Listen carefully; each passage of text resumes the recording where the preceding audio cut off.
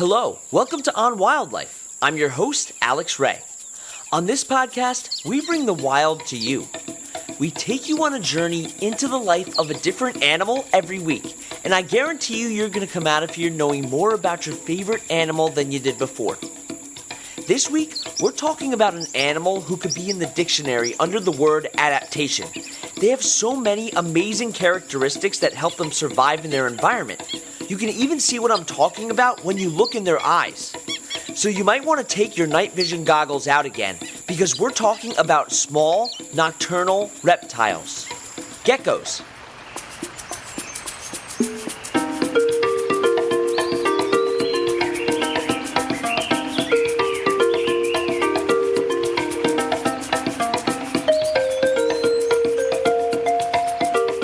There are about 1,500 gecko species, and this number keeps changing by the year because we just keep finding new species. One of the most recently found species is found in India, and scientists have named it after Jackie Chan because it's so quick and agile. The smallest species is called the Jaragua dwarf gecko, and it's only found in the Jaragua National Forest. They only get to around 14 to 18 millimeters in length, and have an average weight of just 0.13 grams, which is 0.0045 ounces. The largest species is called the New Caledonian gecko. This species is native to the islands of New Caledonia in the South Pacific, and it can grow to be 14 inches long and weigh up to 12 ounces. The average gecko is 2.3 inches long. Some of their defining characteristics are their large heads, rounded snouts, numerous small teeth, and huge eyes. And we're going to talk about why their eyes are so large later on in the episode. Geckos also have softer skin than most lizards because of their scales. The scales don't have these bony plates called osteoderms like a lot of other reptiles have. Geckos also have really good vision, can make a variety of different noises, and about 65% of the species have adhesive pads on their toes. These adhesive pads help them stick to different surfaces, but they're different from the way that other animals stick and climb onto things. Frogs, for instance, have a very sticky mucus on their toes that helps them latch onto surfaces, while lizards other than geckos usually have claws that help them climb. Geckos, on the other hand, have adhesive pads that are actually covered with millions of tiny hairs called setae that allow them to scale rough or smooth surfaces. Their hairs end in a split, and when they interact with the surface, they bind together using something called van der Waals force. This is the force that also binds molecules together, and it allows them to stick on a whole bunch of different surfaces, even glass. These hairs produce molecular electrical attractions that essentially glue the animals onto the surface that they're climbing on. Aristotle even commented on geckos in The History of Animals, written in 350 BCE, writing about their ability to run up and down a tree in any way, even with their heads downwards. Researchers are currently studying their adhesive pads, and we may be able to have technology that mimics this adaptation at some point in the future. Some people even think that it could have applications in the medical field. Because geckos are a type of lizard, they're a part of the order Squamata, or scaled reptiles. They differ from other lizards mainly because of their bone structure. Gecko skulls are actually a lot more mobile than many other types of lizards because they lack two bones called the supratemporal bar and the postorbital bar. Geckos are found on every continent except for Antarctica, and they can live in all different types of habitats like deserts, rainforests, and mountains. And even though they can be in all different types of habitats, we also have found that they like to live in warmer climates. Lizards that resembled geckos have been around since the Cretaceous period, around 97 million to 110 million years ago, and some reports suggest that they could have been around for about 150 million years. And there have even been fossil records of geckos being trapped in amber, and in order for this to happen, a gecko has to be trapped in tree sap. The tree sap then solidifies, which preserves the animal inside.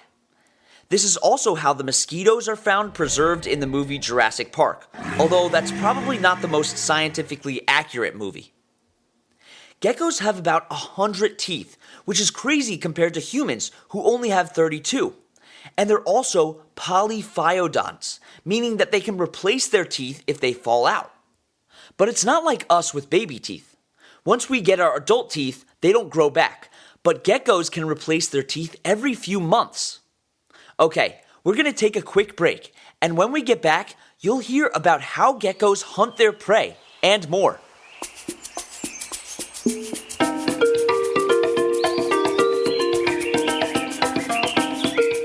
The person that I want to recognize on this week's episode of Notable Figures in Science is Angela Clayton, who was a British physicist. She worked in nuclear safety and health physics, where her job was to prevent accidents that could occur from radiation. Aside from being a physicist, she was also an activist for trans rights.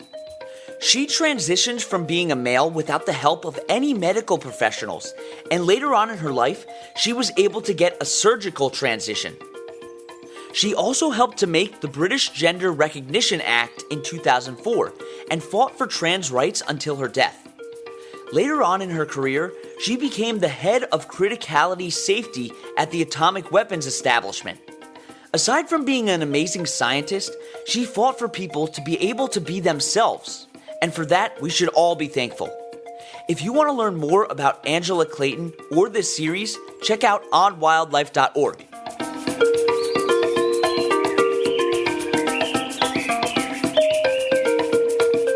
Okay, welcome back. Geckos feed mostly on insects, just like many other types of lizards. Some of their favorite foods to eat are grasshoppers, spiders, worms, and sometimes other hatchling geckos. They're nocturnal and hunt for prey while they're active at night.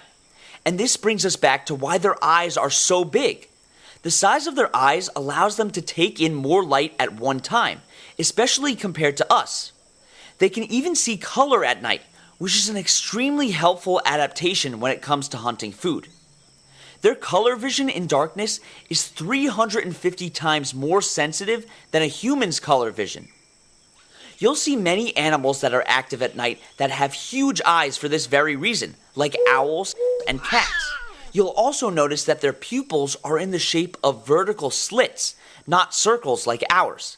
And this is actually to protect their eyes from sunlight. Their slitted pupils get really thin during the day, which allows very little light to enter their eyes at a time, and cats. You'll also notice that their pupils are in the shape of vertical slits, not circles like ours.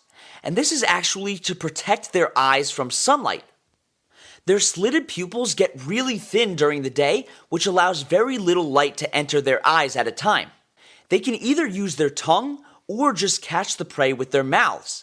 And they can reach speeds of up to 30 miles per hour in order to catch their victims. And scientists have found that the flat-tailed house gecko is actually able to run on water. They can go as fast as 3 feet per second on the water. But what senses do they use in order to find their prey? Well, the top of a gecko's mouth has a pair of Jacobson's organs, also called vomeronasal organs, that are able to sense the chemicals throughout their environment. So they'll extend their tongues to taste their environment in order to gain information about their surroundings. And if this sounds familiar, it's because snakes also have Jacobson organs. Even though they're able to sense chemicals around them, they have other ways of communication like sound, and this comes in handy when they're trying to attract a mate. When most geckos want to attract a mate, they make vocalizations similar to frogs. Another way to attract a mate is by vibrating their tail. But some species don't even need a partner to reproduce. The mourning gecko can reproduce asexually through parthenogenesis, which is reproduction without fertilization. Geckos and other reptiles are different from frogs and salamanders because they don't need to rely on the water in order to lay their eggs. They lay their eggs on land.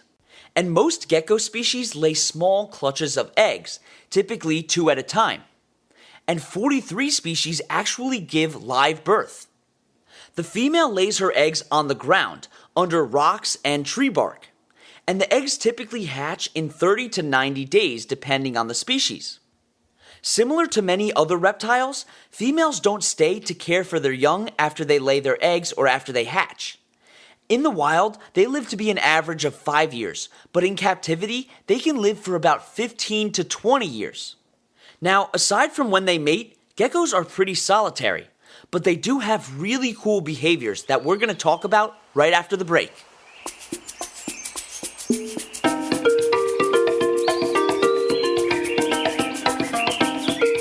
Time for a trivia question. Which of the following animals is not a reptile? A crocodile, B, a frog, C, a tortoise, or D, a lizard?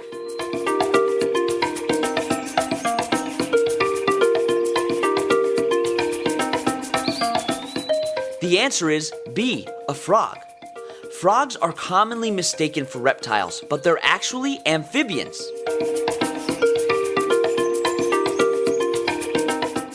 Most geckos don't have movable eyelids, which is why you can see them licking their corneas to clear them of dirt and other debris, because they can't blink. Because they have no eyelids, the outer surface of their eyeball, called their cornea, has a transparent membrane called a spectacle. They have a fixed lens within the iris of the eye that becomes larger in low light situations, and this lets more light in, just like I was talking about before. Another amazing feature about geckos is that they can lose their tail when they're threatened by predators. So if a predator attacks, their tail will fall off, and this is so that the predator will pick up the tail and not eat the gecko, and then it can escape. This self-defense behavioral process is called self-amputation, but they don't have to live the rest of their lives without a tail, because it can be regenerated.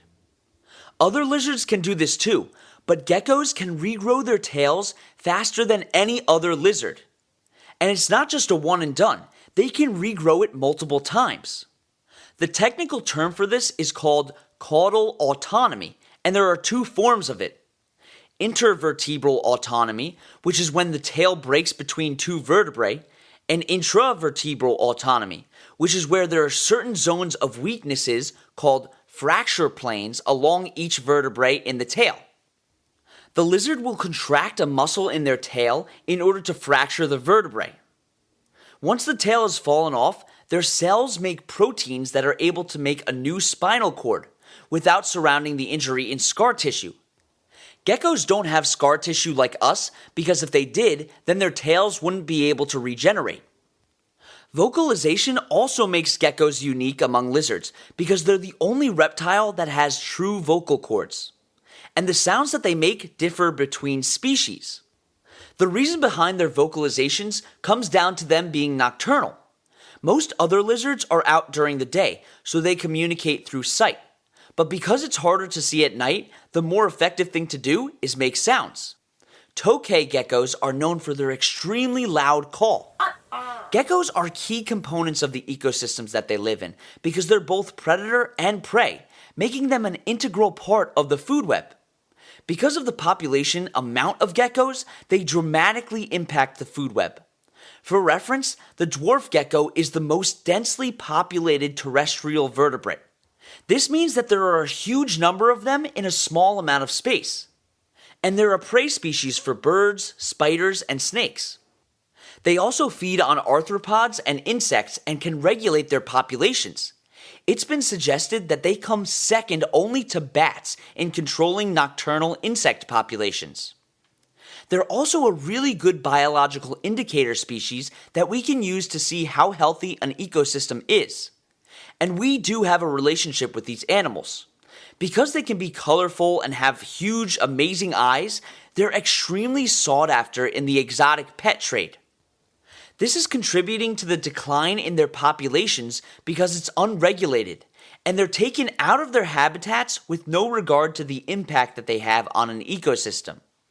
For example, the US imported 180,000 tokay geckos from 2006 to 2016 from the wild, and they were caught in different parts of Asia. Unfortunately, tokay gecko populations have declined by about 50% because of this pet trade. Aside from that, They're also having trouble because of habitat loss, similar to so many different animals. But there are organizations that are working to help geckos and also to stop the exotic pet trade.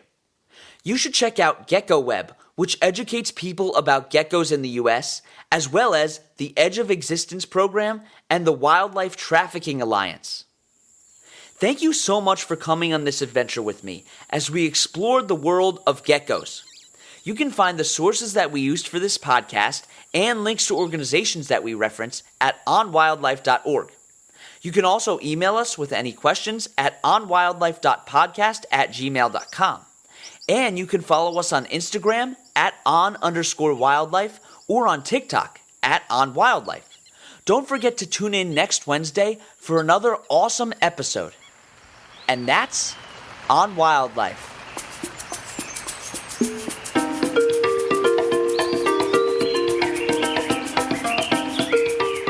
You've been listening to On Wildlife with Alex Ray. On Wildlife provides general educational information on various topics as a public service, which should not be construed as professional, financial, real estate, tax, or legal advice. These are our personal opinions only. Please refer to our full disclaimer policy on our website for full details.